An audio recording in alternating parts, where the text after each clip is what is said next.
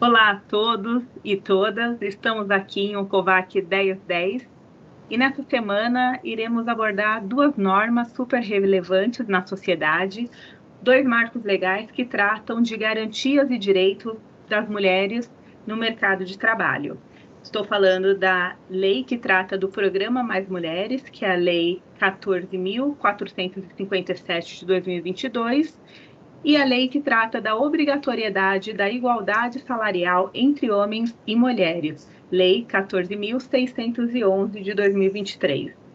Para essa tarefa, eu conto com a participação aqui especial da Aline, que é a nossa advogada regulatório no Rio de Janeiro. Obrigada, Aline, por ter topado. Seja bem-vinda. Obrigada, Janaína. Boa tarde. Aline, antes de passar a palavra para você explicar sobre o programa Mais Mulheres, eu quero trazer alguns dados. O primeiro dado que eu quero apresentar é o do IBGE de 2019, que fala da situação da mulher no mercado de trabalho, demonstrando que as mulheres ganham 22% menos que os homens. E quando a gente faz o recorte por cor da pele, a gente percebe que as mulheres negras, elas ganham 42% menos do que o homem branco.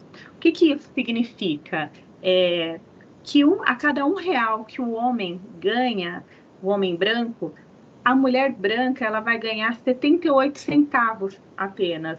E quando a gente vai para a mulher negra, ela ganha apenas 43 centavos desse R$ 1. Tem um outro dado que eu também acho super interessante, é sobre a participação da mulher na empregabilidade, onde o IPEA demonstrou que nos últimos 30 anos, em 2021, a gente vivenciou a menor participação da mulher no mercado de trabalho. Reflexo, sem dúvida, da pandemia, que fez com que a mulher saísse do mercado formal. A sobrecarga de trabalho doméstico, do cuidado, os filhos, né, que não estavam indo à escola, acabaram demandando esse cuidado da mulher. E demonstra que a gente precisa rever até essa distribuição de papéis, né, dentro do ambiente familiar, e o programa Emprega Mais Mulher tem tudo a ver com essa questão, porque ele começa a falar da parentalidade, né, Aline? Tem um outro dado que eu julgo muito interessante e que vai ao encontro dessa questão desse abandono do trabalho formal, que é a questão do empreendedorismo feminino. Segundo o Sebrae, as mulheres são as maiores empreendedoras no Brasil. No entanto, o empreendedorismo feminino ele está muito atrelado à necessidade e não à oportunidade, como ocorre predominantemente no público masculino. Isso significa o quê? Que geralmente essas mulheres, quando saem do mercado formal, elas continuam com a necessidade de adquirir renda ou de complementação. Então, elas vão pela necessidade de repente, fazendo um salgado, fazer uma unha para fazer essa complementação. E a gente precisa pensar nesse empreendedorismo feminino de forma mais estruturada, de forma mais profissional. Então, fica aqui também o desafio, né, dessa mulher que ingressa no mercado de trabalho, ela precisa ter esse ferramental. E as duas políticas previstas nessas leis trabalham muito com a necessidade dessa capacitação. Aline, explica para a gente um pouquinho o que é o programa Emprega Mais Mulher, quais são os objetivos, as medidas que ele contempla? Claro, Janaína. Boa tarde a todas, todos aqui que nos escutam. E é com muito entusiasmo que eu venho aqui conversar com vocês um pouco sobre esse programa. Tanto quanto a lei da igualdade salarial, sem dúvida o programa Mais Mulheres é uma ação afirmativa para a superação de desigualdades de gênero histórica que nós temos. Então, é com muita satisfação que eu converso com vocês sobre isso. Bom, só para que a gente entenda um pouco, antes de adentrar realmente nas medidas da norma, algumas facultativas, outras obrigatórias, para que a gente entenda em que contexto ela surgiu. Eu acho que isso é importante. Sem dúvida, a pandemia ela agravou algumas desigualdades estruturais que já temos. Então, muitas medidas estão surgindo em decorrência desse agravamento em função da pandemia. Especificamente, a Lei 14.457, que é uma lei de setembro do ano passado, ela é oriunda de uma medida provisória, a medida provisória 1116, editada em maio de 2022, que traz alguns dados interessantes. Então, primeiro, quando a gente pensa em medida provisória, a gente pensa em relevância e urgência. Então, essas medidas surgem no nosso cenário jurídico em função desses dois elementos, desses dois aspectos. E a justificativa para a medida, ela traz dados muito interessantes. E eu separei dois para compartilhar com vocês, que talvez fique mais claro a contextualização dessa norma. Bom, segundo dados da Organização Internacional do Trabalho e da ONU Mulheres, em 2020, em 189 países, se constatou que 113 milhões de mulheres com parceiros, com companheiros, casadas e com filhos pequenos, estavam fora do mercado de trabalho, enquanto apenas 13 milhões de homens estavam na mesma situação. Então, a gente vê uma desigualdade abissal, gritante. E um outro dado também interessante, e a gente consegue perceber isso no nosso dia a dia, é que, sem dúvida, a participação das mulheres no mercado de trabalho nas últimas décadas é muito mais intensa. Mas ainda a qualidade dos postos que as mulheres ocupam e os critérios de remuneração são muito díspares para aqueles adotados para os homens. Então, esse programa busca equilibrar esse contexto todo. Então, vamos lá, vamos tentar falar rapidamente, porque é uma lei razoavelmente extensa, mas para que a gente, pelo menos, consiga apresentar as principais medidas. A norma traz medidas facultativas e outras obrigatórias. Dentre as facultativas, e qual é o objetivo, né, principal? O que essas medidas querem atingir? Garantir a inserção e a manutenção das mulheres no mercado de trabalho, proporcionar também um ambiente laboral sadio e seguro, que a mulher se sinta confiante para estar ali. E também a lei está preocupada com a qualificação e a ascensão profissional dessas mulheres. Então, algumas medidas facultativas. O apoio à parentalidade na primeira infância, através de reembolso creche para crianças até 5 anos e 11 meses, flexibilizações no regime de trabalho, como horários de entrada e saída flexíveis, antecipação das férias individuais, regime especial de compensação de jornada, adoção de tempo parcial de trabalho. Então, são algumas medidas para esse apoio à parentalidade na primeira infância. Outra medida também que a lei se preocupa como eu falei, com a qualificação dessa mulher. Então, também existe a possibilidade de suspensão do contrato de trabalho para aprimoramento profissional, e principalmente nas áreas estratégicas e naquelas que a participação feminina ainda é muito pequena. E também uma outra preocupação, que se reparou que muitas mulheres não retornam ao mercado quando encerra a licença maternidade. Então, existe diversas medidas que possibilitam a suspensão de contrato de trabalho dos pais empregados, não só da mulher, justamente para proporcionar uma divisão mais igualitária nessa tarefa da parentalidade. Bom, em relação a medidas obrigatórias, já estão em vigor, então todas as instituições, empresas devem se adequar o quanto antes, porque já podem sofrer fiscalização do Ministério do Trabalho, inclusive, do Ministério Público do Trabalho também. Vamos começar a falar sobre algumas delas. Primeira, garantir um espaço para amamentação, um espaço adequado, e todas as empresas que têm, no mínimo, 30 funcionários acima de 16 anos. A única exceção dessa obrigatoriedade é caso o empregador opte pelo reembolso creche. Então, essa obrigatoriedade, ela não se faz mais presente. Priorizar a alocação de empregados e empregadas nas vagas que possibilitem, né, atividades que sejam possíveis de serem realizadas por teletrabalho, eles têm que ser priorizados. Então, que empregados e empregadas são esses? Que tenham filhos, enteados ou crianças sob sua guarda até 6 anos ou pessoas com deficiência sem limite de idade. A lei também traz um capítulo específico sobre prevenção e combate ao assédio sexual e outras formas de violência no ambiente laboral.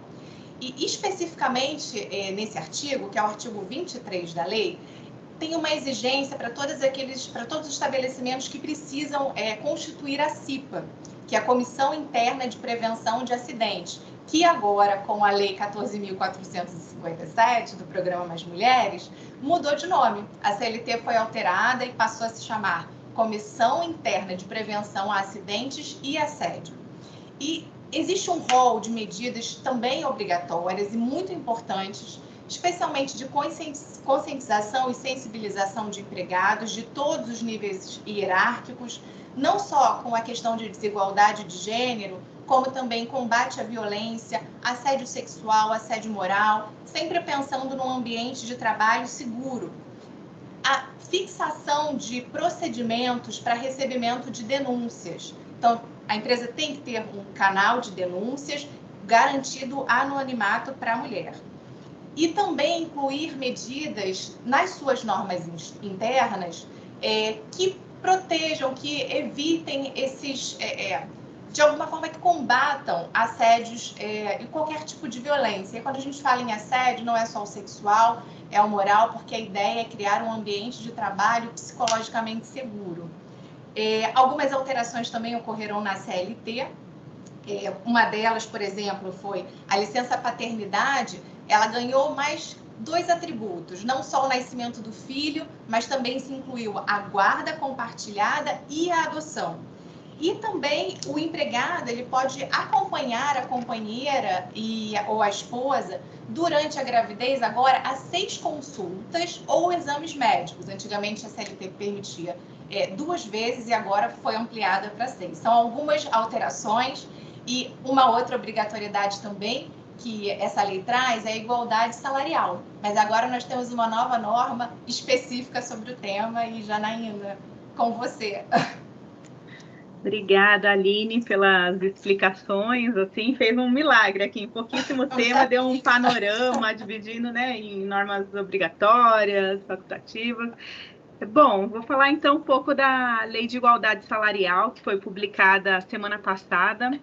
A gente celebrou muito essa normativa, então ela está sob o número 14.611 de 2023 e trata justamente da igualdade salarial e dos critérios de remuneração entre homens e mulheres.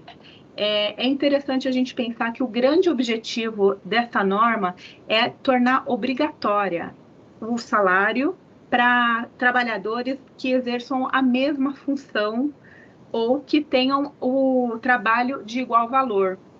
Essa questão da igualdade salarial, ela já estava prevista desde 43 na CLT. No entanto, os dados, né, que eu apresentei, que a Aline apresentou, evidenciam que, na prática, ela só estava prevista em lei. E hoje, o que se tem é que realmente torna-se obrigatório. O que muda com isso? É realmente um direito. Então, a gente percebe que provavelmente haverá demandas judiciais para as mulheres tentando essa efetivação, né, em caso de descumprimento. E aqui eu quero trazer alguns mecanismos, algumas medidas que a Lei 14.611 tem para fazer, assegurar essas medidas de igualdade salarial. Eu vou compartilhar com vocês aqui uma tela que eu preparei.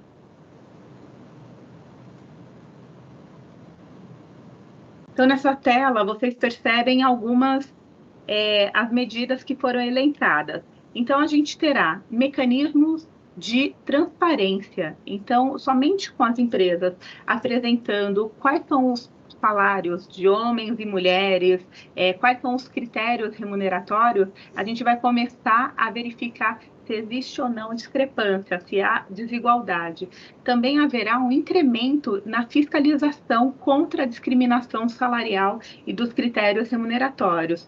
Outro canal, outra medida, é a questão de canais específicos para denúncia de discriminação salarial. E aqui a gente percebe que a lei está na mesma toada do que a Aline apresentou. Então, é mais uma norma que fala da necessidade de ter canais de denúncia. E aí é óbvio, né? A gente pensando numa lógica de compliance, esse canal tem que assegurar anonimato, a pessoa tem que perceber que existe um tratamento àquela denúncia, né? Só criar e pronto, né?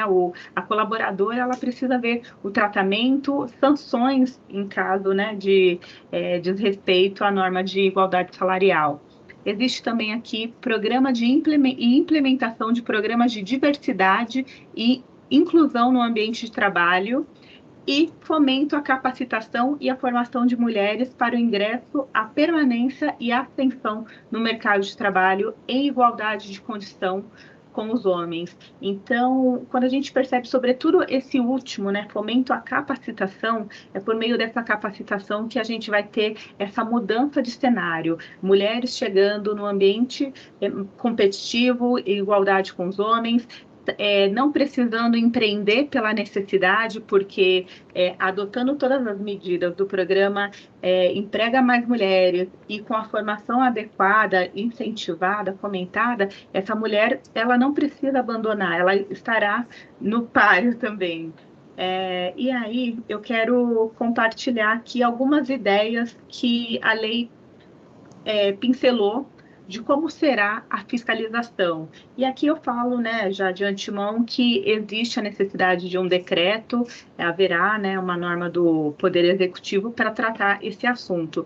Mas já existe a sinalização de que semestralmente as pessoas jurídicas de direito privado deverão apresentar relatórios dos critérios remuneratórios e da transparência salarial, obviamente, respeitando a Lei Geral de Proteção de Dados. O objetivo aqui não é expor o funcionário, e sim demonstrar qual que é o salário, né, para que haja uma fiscalização externa.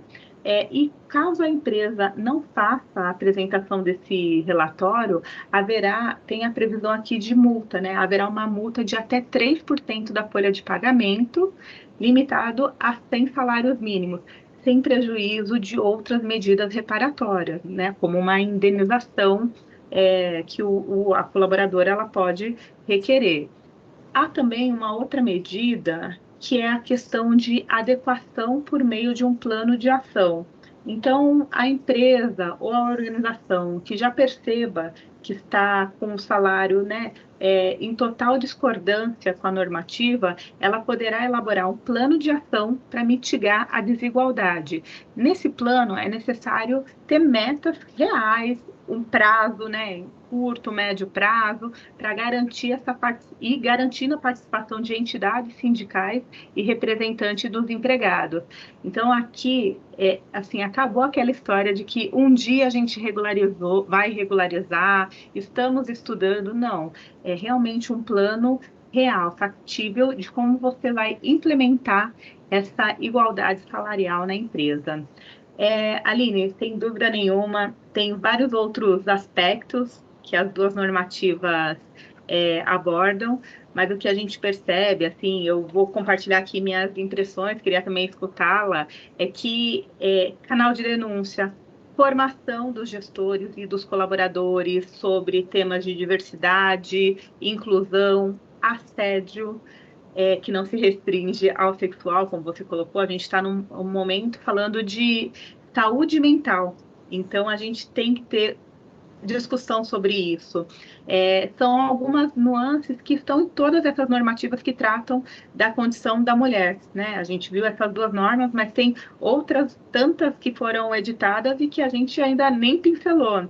Eu queria ver o que você acha que está como, né, que pulsando nas duas normativas. Janaína, sem dúvida, assim, eu acho que são temas, enfim, a gente escuta há muito tempo já não são medidas novas, mas efetivamente hoje se vê uma preocupação muito maior, mecanismos de controle que antes não existiam. A gente fala muito em ESG, que são siglas, é uma sigla que a gente está em voga, a gente escuta o tempo todo, mas é uma demanda efetiva.